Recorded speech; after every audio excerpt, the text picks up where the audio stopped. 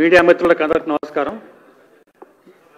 ఈరోజు భారతీయ జనతా పార్టీ రాష్ట్ర కార్యాలయంలో గౌరవనీయులు పెద్దలు జాతీయ ఓబీసీ మోర్చా అధ్యక్షులు మరియు పార్లమెంట్ సభ్యులు డాక్టర్ లక్ష్మణ్ గారి యొక్క పత్రికా మిత్రులను ఉద్దేశించి మాట్లాడతారు. వేదికపై వారితో పాటు రాష్ట్ర ప్రధాన కార్యదర్శి డాక్టర్ కాసం వెంకటేశ్వర్లు గారు, ఓబీసీ మోర్చా రాష్ట్ర అధ్యక్షుడు శ్రీ ఆనంద్ గౌడ్ గారు, అలాగే మాంకాళి జిల్లా అధ్యక్షుడైన మిత్రుడు శ్రీ భరత్ గౌడ్ గారు, మరియు ఓబీసీ మోర్చా ప్రధాన కార్యదర్శి శ్రీ నందన్ దివాకర్ గారు, భరత్ ప్రసాద్ గారు, మరొక ప్రధాన కార్యదర్శి శ్రీ సంజయ్ గన్నటే గారు ఈ యొక్క పత్రికా సంస్థలో పాల్గొంటారు.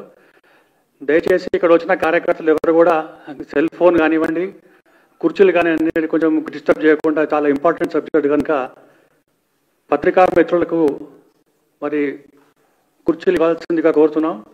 డాక్టర్ లక్ష్మణ్ గారిని మాట్లాడాల్సిందిగా కోరుతున్నాం.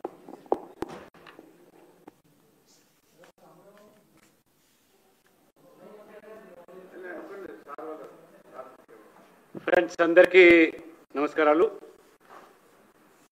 తెలుగు తర్వాత హిందీ, ఇంగ్లీష్లో కూడా దీని మీద నేను విలేకరులతో సంభాషిస్తాను కాబట్టి దయచేసి అందరూ కూడా సహకరించాలి.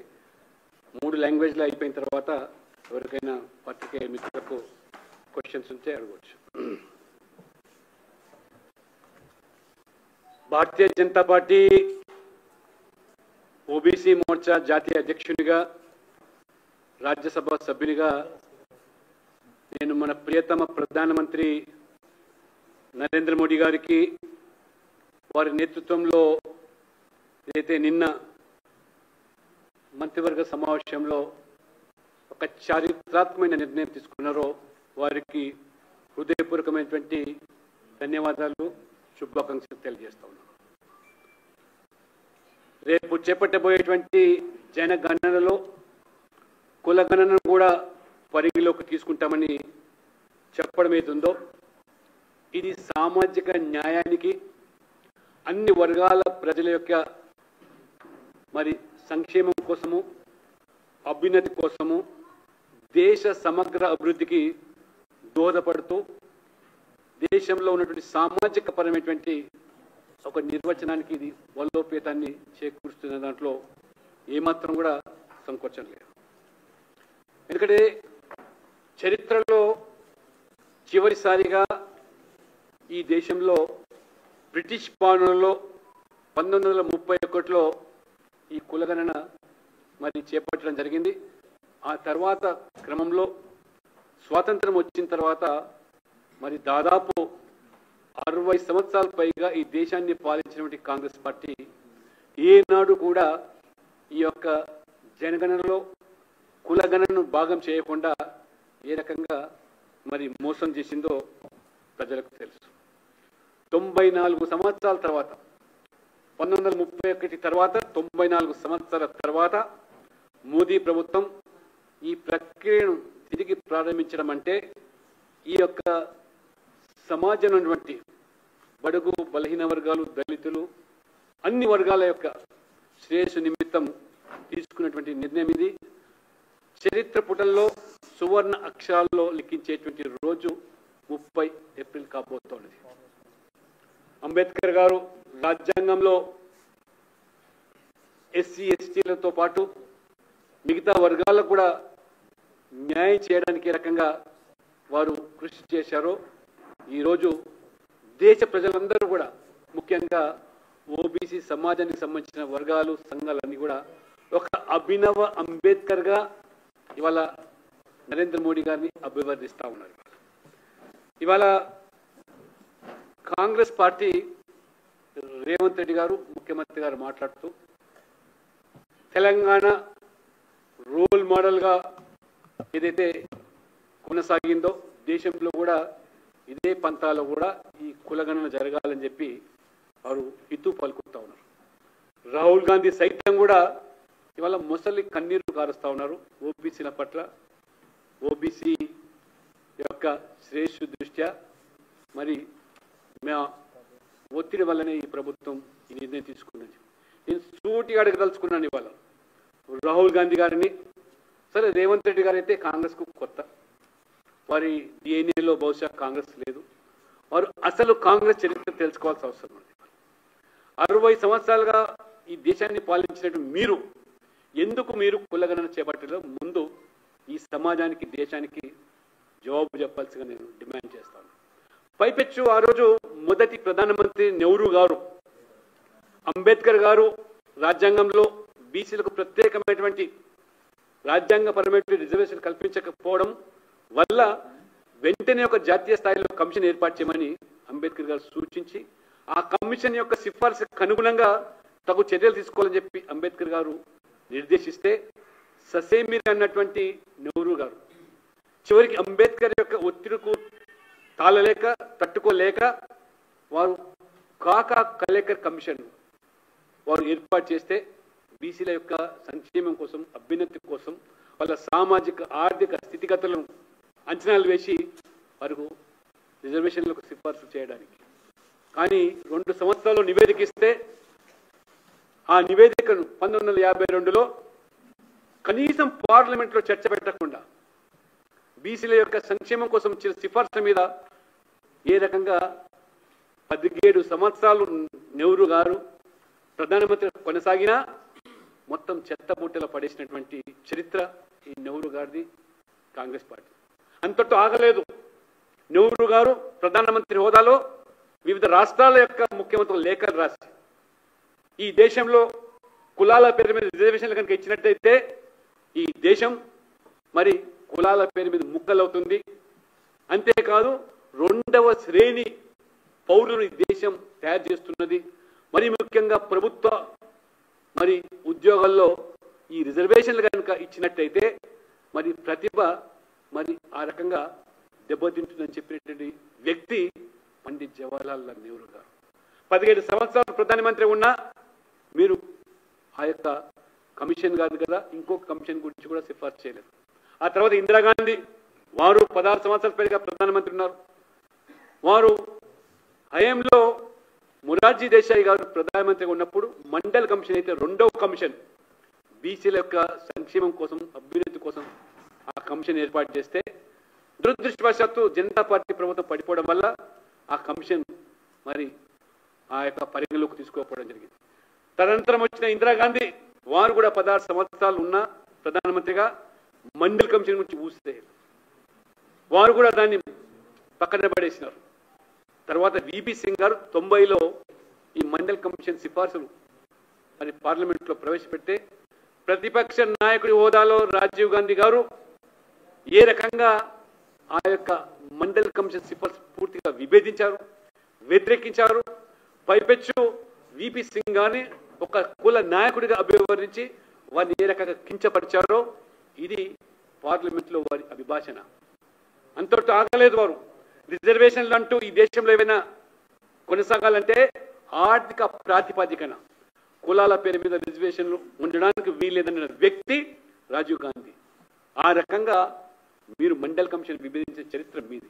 కాబట్టి కాంగ్రెస్ చరిత్ర మొదటి నుంచి కూడా బీసీల యొక్క హక్కులను కాలరాయడం, బీసీల యొక్క రిజర్వేషన్లు అణచివేయడం జరిగింది. కానీ ఈరోజు రాహుల్ గాంధీ ముసలి కన్నీరు కారుస్తూ ఈ రకంగా 2010లో యూపీఏ ప్రభుత్వం కొనసాగుతున్నప్పుడు, మన్మోహన్ సింగ్ గారు ప్రధానమంత్రిగా ఉన్నప్పుడు, ఆ రోజు ఒత్తిడి వచ్చినప్పుడు అదే భారతీయ జనతా పార్టీ రాజ్నాథ్ సింగ్ గారు, అరుణ్ జైట్లీ గారు, సుష్మా స్వరాజ్ వారు ప్రస్తావించారు, మీరు చేపట్టేటువంటి జనగణనలో ఖచ్చితంగా కులగణన జరగాలని చెప్పి ఒత్తిడి తెస్తే సరే అని చెప్పి మరి ఏదైతే రాజ్యాంగానికి లోబడి 246 ఆర్టికల్కి అనుగుణంగా జనగణనలో భాగంగా కులగణన చేపట్టకుండా ఏ గ్రూప్ ఆఫ్ మినిస్టర్స్ మరి మినిస్టర్ల బృందంతో, అర్బన్ మినిస్ట్రీ, రూరల్ మినిస్ట్రీ వాళ్ళ బృందంతో ప్రైవేటు ఏజెన్సీల ద్వారా 5,000 కోట్ల రూపాయల ప్రజాధనాన్ని ఖర్చు పెట్టి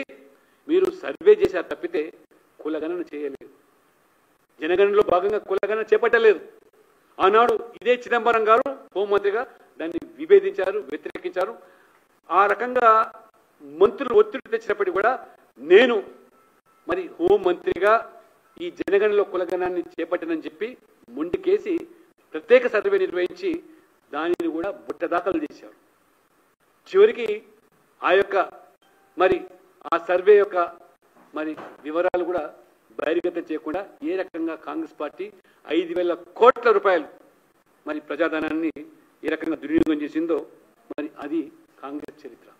అందుకని ఇవాళ మోదీ గారు ఒక శాస్త్రీయ పద్ధతిలో ఒక లీగల్ శాంక్టిటీ కోర్టులో ప్రశ్నించినా రేపు ఈ గణాంక వివరాల తర్వాత మరి ఇది ఒక లీగల్ శాంక్టిటీ కాబోతుంది. కాబట్టి ఇది ఒక చరిత్ర.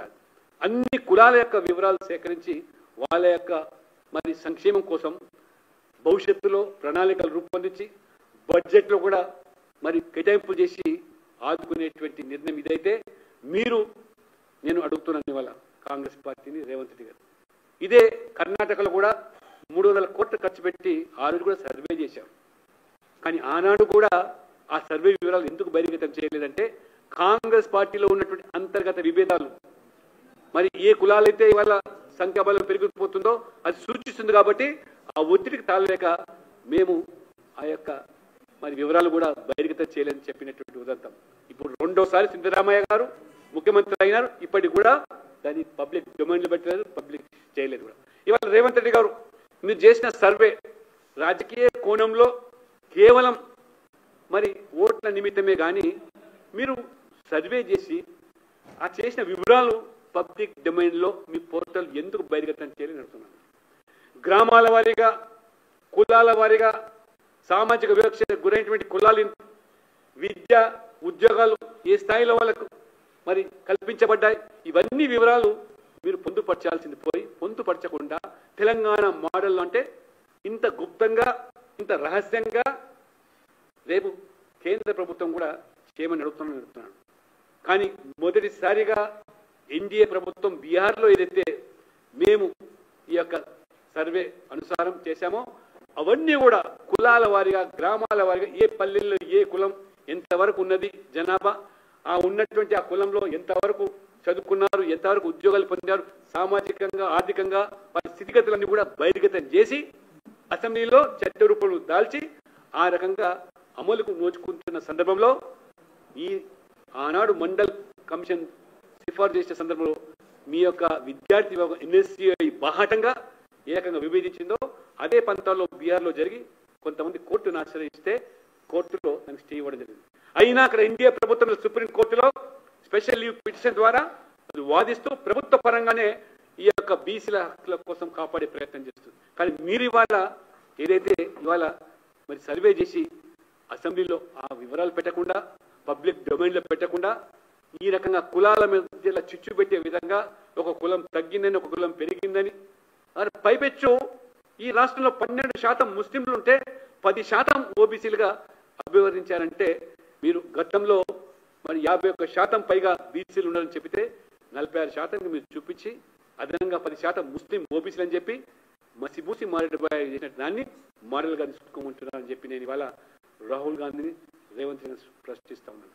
ఇవాళ రేపు మోదీ ప్రభుత్వం గారు చేపట్టబోయేటువంటి ఈ జనగణలో ఒక ట్రాన్స్పరెంట్గా, అకౌంటబుల్గా, ఒక జవాబుదారితనంతో పకడ్బందీగా జరగబోతుంది. ఇది ఈ దేశంలోని ఒక చరిత్ర కాబోతుందని చెప్పి కూడా ఈ సంఘంగా తెలియజేస్తూ మరి ఈ దేశం యొక్క సామాజిక ఆర్థిక పునాదులను బలోపేతం చేయడానికే ఇవాళ భారతీయ జనతా పార్టీ ఈ నిర్ణయం తీసుకుని తప్పితే ఇది ఏమాత్రం కూడా ఒక రాజకీయ కోణంలో కానీ రాజకీయపరమైన ఉద్దేశంతో కానీ ఎవరి ఒత్తిడికో లొంగి కాదు. ఇవాళ మోదీ గారు ముందు చూపుతో ఒక విజనరీ లీడర్గా ఏ రకంగా మరి వారు అధికారంలోకి వచ్చినప్పటి నుంచి కూడా బీసీలకు అన్ని రంగాల్లో పెద్దపీట వేస్తూ ఇవాళ 27 మందిని ఓబీసీలను కేంద్రంలో మంత్రివర్గ స్థానం కల్పించారంటే అది మోదీ గారికి సాధ్యమైంది. కాబట్టి అందుకనే ఇవాళ మొత్తం దేశమంతా, సమాజం అంతా కూడా మోదీ గారిని అభినవ్ అంబేద్కర్గా, అభినవ మహాత్మా జ్యోతిబా పులేగా అభివర్ణిస్తున్నారు తప్పితే మీ మాదిరిగా కంటి తుడుపు చర్యలుగా ఆ సర్వేలు చేయరు. ఖచ్చితంగా శాస్త్రీయ పద్ధతిలో పూర్తి అధ్యయనంతోనే ఇవాళ ఇది ఈ యొక్క మరి జనగణన, కులగణన చేపడుతుందని చెప్పి కూడా తెలియజేస్తూ భారతీయ జనతా పార్టీ వైఖరి మొదటి కూడా స్పష్టంగా ఉంది. రాజ్నాథ్ సింగ్ గారు హోంమంత్రిగా ఉన్నప్పుడే 2018లో వారు చాలా స్పష్టం చేశారు. ఇవాళ కొత్తగా రేవంత్ రెడ్డి గారికో రాహుల్ గాంధీకి కలబడ్డ మాదిరిగా కులగణన చేయడం లేదు. 2018లోనే వారు చాలా స్పష్టం చేశారు, భవిష్యత్తులో జరిగేటువంటి ఈ జనగణనలో కులగణన జరిగి తీరుతుందని చెప్పిన వ్యక్తి ఆనాడు హోంమంత్రి రాజ్నాథ్ సింగ్ గారు. అప్పటికి మీకు ఊసే లేదు, ఈ యొక్క ఓబీసీ ప్రస్తావన కూడా ఈ రాహుల్ గాంధీకి లేదనే విషయాన్ని కూడా మీ దృష్టికి తీసుకు ఖచ్చితంగా ఈ దేశం మొత్తం ఈ సమాజం కూడా మోదీ గారికి రుణపడి ఉందని చెప్పి ఆ సందర్భంగా మీకు నేను తెలియజేస్తాను. నేను ఇంగ్లీష్ అయిపోయాను. Friends, as a proud member of Bharatiya Janata Party and as a president of National OBC Morcha and also being a Rajya Sabha member, I wholeheartedly welcome the landmark decision taken by the Modi ji government in the Union Cabinet led by Modi ji to include caste enumeration in the national level census which is going to take place in the nearby future. This bold and transparent move marks a significant step towards a social justice for framing policy in future and also strengthening the social fabric of this nation. The last comprehensive caste census took place in the year 1931 by the then British government. Since then, the census national level data took place for scheduled caste and scheduled tribes, and no official caste enumeration has taken place since then. And unfortunately, the Congress being in power for more than 60 years, they never made an attempt to include caste in the national census. And moreover, the first Prime Minister of the country, Nehru ji, he opposed tooth and nail the reservations in the name of caste.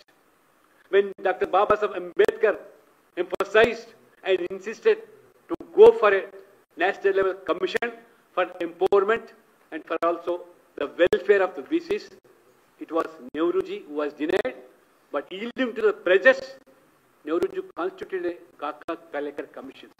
But never Nehru government dared enough to debate that Kaka Kalekar commission recommendations for reservations for OBC.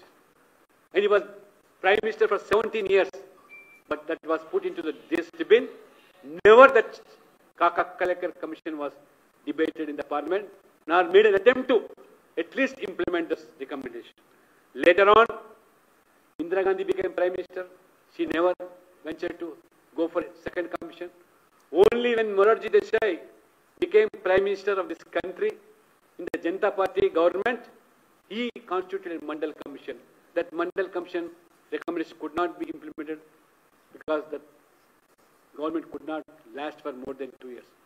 Indira Gandhi became Prime Minister, but she did not even debate or discuss about Mandal Commission. That was also thrown into the dustbin. When VP Singh became again Prime Minister in the year 1990, when he proposed for reservations on the recommendation of Mandal Commission, it was Rajiv Gandhi as a leader of opposition in the parliament opposed tooth and nail. Not only opposed, he said that reservations will make merit more in this country and make second-grade citizens if reservations are given. The merit will be put into law. That was the recorded speech of Rajiv Gandhi in the parliament. And he also recommended, instead of giving reservations in the name of caste, let the reservations be given in the name of economic criteria, not caste as a criteria. That is the true colors of the Congress party. Not only that, Nehru as a Prime Minister, he written letters to the Chief Minister of the country that there should not be reservations in the name of caste, whether SC, ST or BC. If at all your reservations wanted to be given, it can be in the name of economy as a criteria. That is the actual true colors of Congress party and Nehruji, Indira Gandhi, and how they have betrayed BCs, including Rajiv Gandhi. Now, Rahul Gandhi, he now sheds crocodile tears for OBCs just for a political gimmicks and for to gain the votes of OBCs. But OBCs are clever enough. They know well that Modi ji alone, after becoming Prime Minister, who hails from a most backward class community, a poor family, not once, twice, consecutively won 3 times as a Prime Minister, winning the hearts of the entire section of the society in the country. Now Rahul Gandhi, day in and out, not only in the name of BJP, in the name of Modi, how he has criticized and belittled OBCs, court has warned and given punishment to Rahul Gandhi. Now Revanth Reddy says that census or survey which took place in Telangana will be a role model. What role model? Without publishing the data which you have surveyed and without giving and keeping in the public domain, how many are socially backward? How many are educationally backward? How many are economically backward? No figures have been published till date. And moreover, you have given 10% of the Muslim population in Telangana have considered as being OBCs. And how about the OBCs really who are socially and backward? And you say now, this is going to be a role model, roadmap. You want entire country to follow this method by making all the Muslims, 90% Muslims into BC list. So, Congress has no moral right and Revanth Reddy has got no moral right to speak of upliftment or empowerment of OBCs. It's only a political tool you have utilized at the BC as for this, your political gains. So unlike Congress, Modi ji wanted to do census national level, including caste, but not only for upliftment of OBC, but all the sections.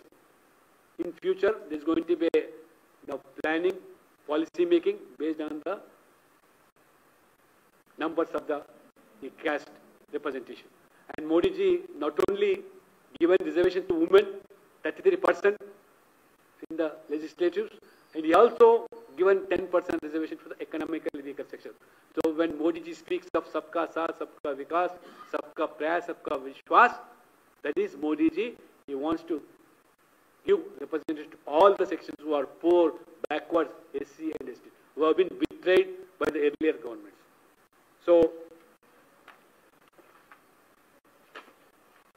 आज देश भर में खास तौर से पिछड़ा वर्ग समाज जश्न मना रहे थे जब मोदी जी सरकार, मोदी जी के नेतृत्व में जो निर्णय लिया गया, एक महत्वपूर्ण और ऐतिहासिक निर्णय, जो जनगणना के अंदर जातिगत जनगणना भी जोड़ना, ये ऐतिहासिक निर्णय मोदी जी ने जो लिए।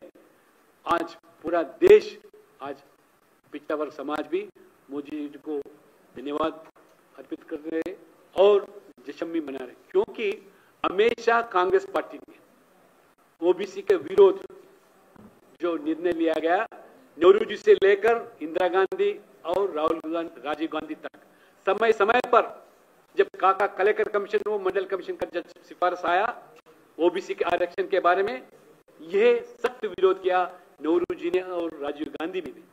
सदन में राजीव गांधी विपक्ष नेता के नाते जातिगत आरक्षण नहीं होना चाहिए देश के अंदर, प्रतिभा और मेरिट मार खाएगा, इस तरह बयान जो राजीव गांधी ने दिया, पूरा देश जानती है, ओबीसी भी जानते हैं। और मांग किया राजीव गांधी ने, ये जाति के नाम पर आरक्षण के बदल आर्थिक रूप से जो पिछड़े हैं उनके लिए आरक्षण देना चाहिए। ये था कांग्रेस का और ये नेहरू परिवार का ये ओबीसी या आरक्षण के बारे में। इतना ही नहीं, नेहरू जी ने सभी मुख्यमंत्रियों को चिट्ठी लिखा, ये देश के अंदर जाति के नाम पर आरक्षण नहीं होना चाहिए, अगर आरक्षण देना है तो आर्थिक रूप से जो गरीब है उनके लिए देना है, ये जाति के नाम पे नहीं देना। ये प्रधानमंत्री के नाते खुद नेहरू जी ने पूरा चिट्ठी लिखा सभी मुख्यमंत्री। जब आपको मौका था, 60 साल आप शासन में थे, सरकार में थे, मैं सीधा पूछना चाहता हूं राहुल गांधी को और रेवंत रेड्डी को, क्यों आप जातिगत जनगणना नहीं किया गया, ये समाज को बताना चाहिए। सिर्फ आंसू बह रहे आज, दरियाले आंसू ओबीसी के हित के लिए, ओबीसी के बारे में। रेवंत रेड्डी जी, आपको कांग्रेस का डीएनए पता नहीं, आप नया नया कांग्रेस में जुड़े। कांग्रेस के रवैया और नेहरू परिवार का रवैया सख्त ओबीसी के विरोधी थे। इसलिए जब आपके प्रधानमंत्री मनमोहन सिंह 2010 में थे, जब सदन के अंदर राजनाथ सिंह जी ने, बीजेपी के नेता अरुण जेटली जी सुषमा स्वराज मांग की है, जब जनगणना किया जा रहा है तो जातिगत जनगणना करना चाहिए, ये जोड़ना चाहिए, क्योंकि 1931 में आखिरी जातिगत जनगणना हुआ। जब से हमारे को आजादी मिला तब से आप सरकार में थे, कभी ये जातिगत जनगणना नहीं किया। तभी दबाव में आकर मनमोहन सिंह सरकार ने 2011 में एक ग्रुप ऑफ मिनिस्टर्स के नाते एक सर्वे किया गया, मगर ये नेशनल लेवल, राष्ट्रीय स्तर पर जो सेंसस होता है उसमें नहीं जोड़ा जाति को। इस तरह गुमराह करे लोगों को, 5,000 करोड़ खर्च किया, और चिदंबरम जी थे जब गृह मंत्री थे, वो माना ही नहीं था जातिगत जनगणना नहीं करने के लिए, इसीलिए करने के लिए नहीं माना था। बाद में एक ग्रुप ऑफ मिनिस्टर के माध्यम से ये किया गया, मगर उसका भी अब आंकड़े जो पब्लिक डोमेन में या पब्लिश भी नहीं किए। उसी तरह कर्नाटक में जब कांग्रेस सरकार थी, सिद्धरामैया मुख्यमंत्री था, तभी भी 300 करोड़ रुपए खर्च करके सर्वे किया, मगर उसका भी कोई आप पब्लिश नहीं किए।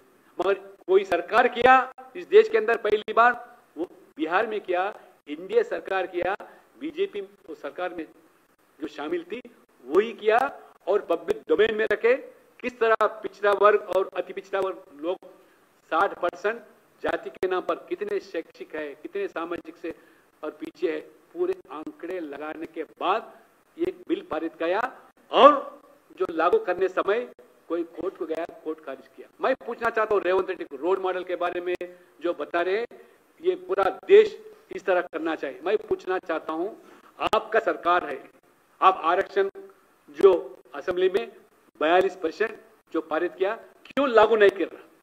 आप गवर्नर के आमोद मिलने से पहले जाके जंतर मंतर में धरना किए, ये मुख्यमंत्री के नाते सिर्फ राजनीति के लिए। अरे आप मुख्यमंत्री होने के बावजूद भी आपको जानकारी नहीं है, गवर्नर का टप्पा पढ़ने से पहले जाके आप दिल्ली में हल्ला करना चाहते, सिर्फ राहुल गांधी के आज उनके दिल जीतने के लिए। राहुल गांधी को भी पता नहीं, जब सरकार आपका है, अगर आपको लागू करना है, पारित करने के बाद आज भी ये जीओ के माध्यम से एजुकेशन में भी हो और एम्प्लॉयमेंट भी लागू कर सकते हैं, मगर सिर्फ निशाना साधने के लिए मोदी सरकार के ऊपर सिर्फ धरना किए।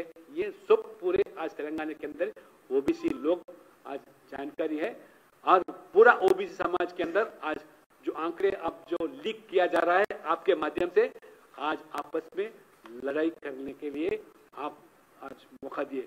मगर आज मैं पूछना चाहता हूँ, आज जो 42% आरक्षण के जो मुद्दा है, तुरंत जीओ या सर्कल के माध्यम से पारित करो। इस तरह आज आपको ये जातिगत जनगणना के लिए आप ठेकेदार बनने का कोई मौका नहीं है। राहुल गांधी भी हो, आज रेवंत रेड्डी हो, आपको जान सभी के समर्थन से, एससी हो, एसटी हो, आज ओबीसी हो, महिला हो, युवा हो, किसान, सभी के जितने भी वंचित है, पीड़ित है, शोषित है, सभी वर्गों का आज समर्थन मिलने से आज तीसरी बार प्रधानमंत्री बने।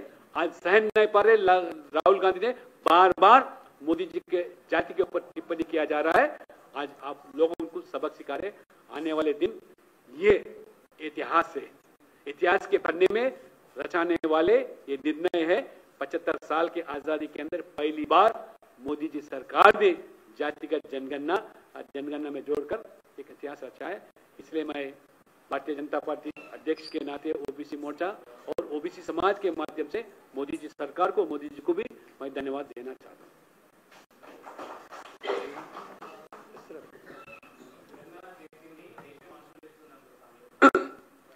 తెలంగాణ చేసింది మోదీ ప్రభుత్వం అనుసరించారు. వీరు చేసినటువంటి అశాస్త్రీయ పద్ధతిలో తప్పుల తరకను అది పరిగణలో తీసుకోలేదు. రాజ్యాంగంలో 246 ఆర్టికల్ అనుగుణంగా పకడ్బందీగా ఏ విధంగా ఈ యొక్క సెన్సస్ జరుగుతుందో అన్ని హంగులతోని రేపు కోర్టులో కూడా మరి ఎటువంటి ఆస్కారం లేకుండా, వివాదంలో లేకుండా రేపు కోర్టు కూడా దీన్ని శాంక్టిటీగా తీసుకునే అవకాశం ఉంది. ఇది ఒక సైంటిఫిక్ మెథడ్లో జరిగేటువంటి నేషనల్ లెవెల్ సెన్సస్. ఇది ఆశామాషి కాదు. హోంమంత్రి మరి ఆధ్వర్యంలో హోంశాఖ నిర్వహించేటువంటి దాంట్లో అన్ని విభాగాలు కూడా పరిగణలోకి చేయడం జరుగుతుంది. మీరు ఈ రాష్ట్రంలో సర్వే చేశారు, ప్లానింగ్ కమిషన్ ద్వారా చేశారు, ఎవరిని కూడా పరిగణలోకి తీసుకోకుండా అశాస్త్రీయంగా చేశారు. ఆ చేసినటువంటి తప్పిదాలను ఇవాళ ప్రజలు ప్రశ్నిస్తూ ఉన్నారు. జవాబు చెప్పలేకుండా ప్రజలలో అది మీరు పొందుపరచకుండా పబ్లిక్ డొమైన్లో పెట్టకుండా ఏ రకంగా మీరు ఈ యొక్క రాజకీయ కొనుగోలు చేశారో ఆ విధంగా కాకుండా మొత్తం అన్ని వర్గాల శ్రేయస్సు దృష్ట్యా ఎస్సీ ఎస్టీ బీసీలే కాకుండా అన్ని కులాల కూడా గణాంక వివరాలు వచ్చిన తర్వాత భవిష్యత్తులో ఆ ప్రణాళికలు రూపొందబడతాయి. బడ్జెట్ కూడా ఆ విధంగానే కేటాయింపులు కూడా జరిగే అవకాశాలు ఉంటాయి.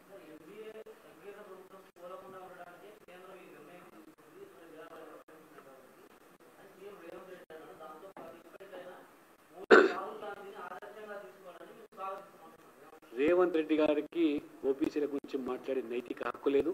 సామాజిక న్యాయం గురించి మరీ మైపెచ్చు బీసీల గురించి కాంగ్రెస్ పార్టీకి అయితే ఆ చరిత్ర లేదు. ఇంతకుముందు నేను చెప్పాను స్పష్టంగా. నెహ్రూ నుంచి మొదలుకుంటే రాజీవ్ గాంధీ ఏ రకంగా అడ్డుకున్నారో అడుగడుగునా ప్రతి సందర్భంలోనూ ఇది మీ కాంగ్రెస్ చరిత్ర. కాబట్టి మీరు ఇవాళ భారతీయ జనతా పార్టీ మోదీ ప్రభుత్వం తీసుకున్న చరిత్రాత్మక నిర్ణయం పట్ల మీరు దాన్ని జీర్ణించుకోలేక దాన్ని మీరు రాజకీయపరమైన ఎదురుదాడి చేసినా ప్రజలు మిమ్మల్ని క్షమించరు. ఖచ్చితంగా ఈ కాంగ్రెస్కు రాజకీయంగా పుట్టగతులు లేకుండా చేసేటువంటి రోజులు రాబోతున్నాయి.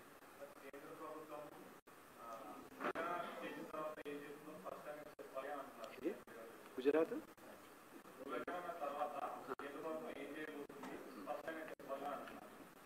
మోదీ ప్రభుత్వం ఏ విధంగా చేస్తున్నాడో అందరూ 10 సంవత్సరాలు గమనిస్తున్నారు. కాబట్టి ప్రజలు తిరిగి తిరిగి తిరిగి వారు ఓటేసి గెలిపిస్తున్నారు. వారు చెప్పింది చేస్తారు, చేసేది మాత్రమే చెప్తారు. మీ మాదిరిగా బూటకు గ్యారంటీలు 420 హామీలు మోదీ గారు కానీ బీజేపీ కానీ ఇవ్వరు. చెప్పిన మాట ప్రతి చేస్తాం, చెప్పని కూడా చేసి చరిత్ర సృష్టిస్తారు. అది మోదీ గారి యొక్క చరిత్ర.